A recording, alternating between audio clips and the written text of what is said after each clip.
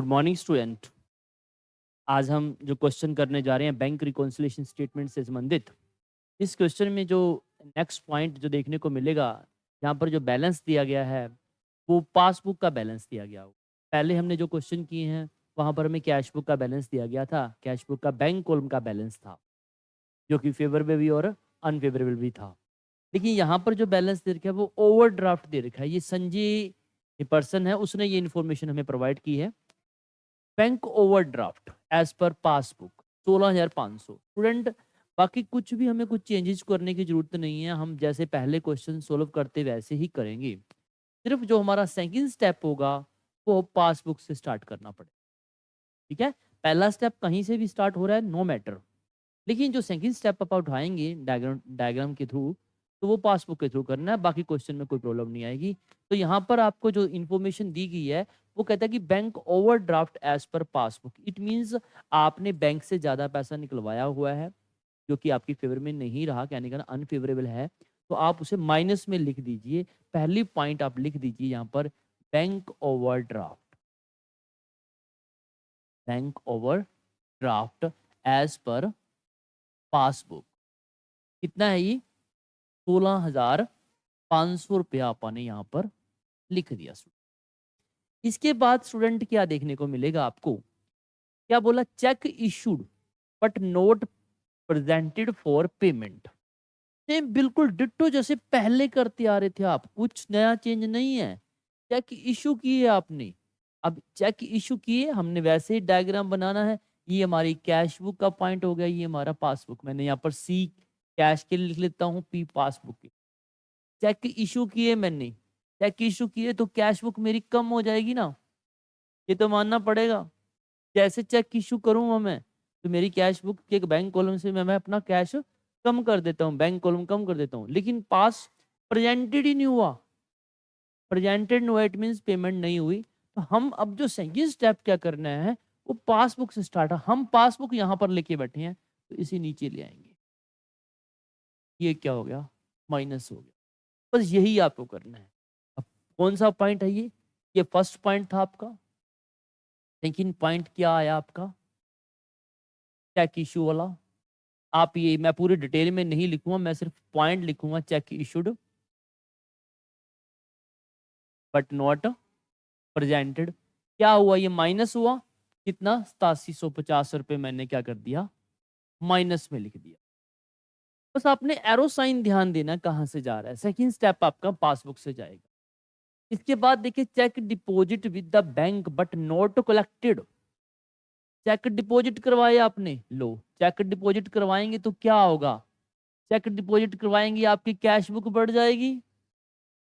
जब आप bank bank में लेके जाओगे, ठीक है ना, तो क्या होगा? आप तो यही सुनोगे हमारा पैसा जमा हो गया, आपने अपना बैंक कॉलम बढ़ा दिया। लेकिन नोट कलेक्टेड, अभी पासबुक में उन्होंने चेंज नहीं किया, पासबुक वहीं की वहीं है। हम भी क्या कर देते हैं, इसको बढ़ा देते हैं। ठीक है, प्लस हो रहा है ना, अप जा रहा है। तो यहाँ पर कितना है? 10,500। 10,500 ये अपन क्या करेंगे?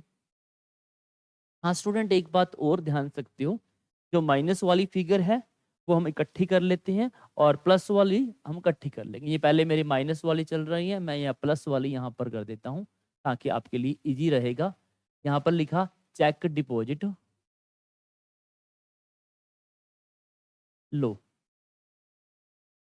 बट नॉट कलेक्टेड, यही लिखना है ना आपने, ये लिख देना। ठीक है, इसके बाद नेक्स्ट क्या रहेगा? ये हमारा कौन सा पॉइंट था? थर्ड पॉइंट भी हो गया। फिर बोला cheque recorded in cash book but not send to the collection. आपने कैश बुक में तो रिकॉर्ड कर दिया, लो कैश बुक में रिकॉर्ड कर दिया तो कैश बुक बढ़ गई, आपने बढ़ा दी, बट सेंड कलेक्शन नहीं, पेमेंट तो पेमेंट के लिए बैंक में तो भेजे ही नहीं आपने। तो पासबुक वहीं की वहीं खड़ी है, तो इसे भी क्या कर देंगे? अब कर देंगे। कितने हैं? 2,000 रुपया। ये भी ऐड वाला पॉइंट आ गया आपका। कौन सा पॉइंट है? फोर्थ।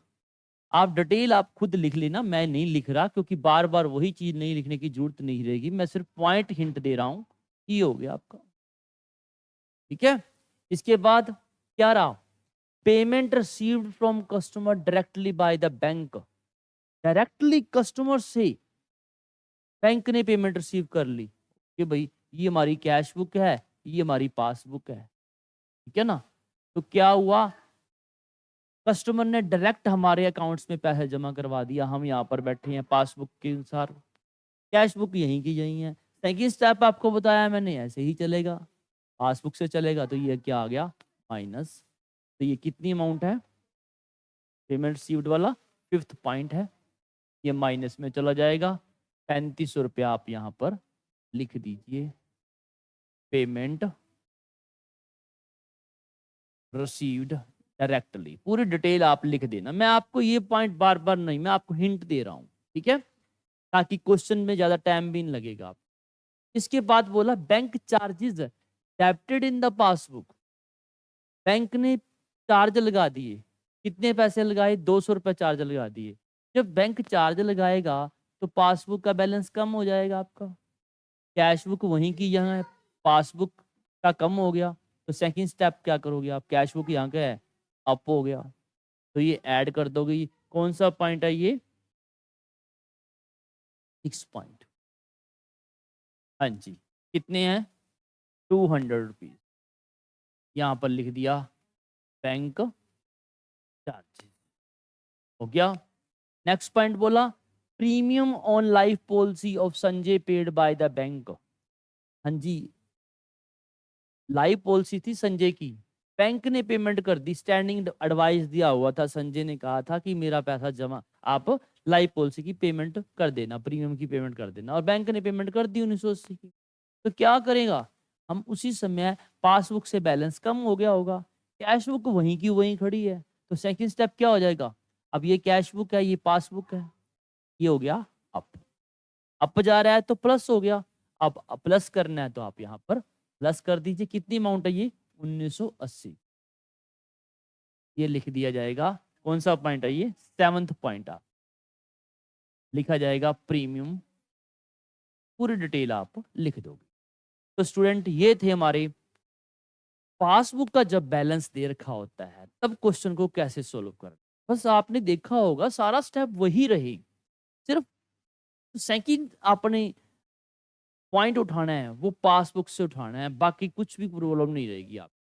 तो आप देखना, इसका टोटल करके देख लो माइनस वाला पॉइंट, ठीक है, और ऐसे ही प्लस वाला टोटल करके देख लो आप कितना बैठ जाएगा, इसका टोटल कर लो आप, दोनों का टोटल करके मुझे बता दीजिए कितना आ जाता है। जब आप इसका करके देखते हो तो ये आता है, चेक करके देखो, 28,750 आ जाता है, ओके, और माइनस वाला का 14,680 आ जाता है। तो आप डिफरेंस देखिए कितना आ गया, डिफरेंस आ गया 14,070, 14,070 हमारा डिफरेंस आ जाएगा, जो कि आएगा कैश बुक के अनुसार ओवरड्राफ्ट हो जाएगा, इतना पैसा आपने कैश बुक के अनुसार ओवरड्राफ्ट किया हुआ है, ये बात आपने मिलान करना है इस ढंग से। तो आपने देखा स्टूडेंट क्वेश्चन को कैसे करना है, आपने क्वेश्चन को करना कैसे, आपने बैंक ओवरड्राफ्ट पड़ा है, फिर आपके पास ओवरड्राफ्ट को सिर्फ माइनस में लिखना आपने, ठीक है, उसके बाद आप देखोगे किस ढंग से आप इस क्वेश्चन को करोगे, ठीक है। आई थिंक आपको मैं उम्मीद करता हूं आपको समझ आया होगा। सेकंड स्टेप आपको ध्यान से कर, थैंक यू।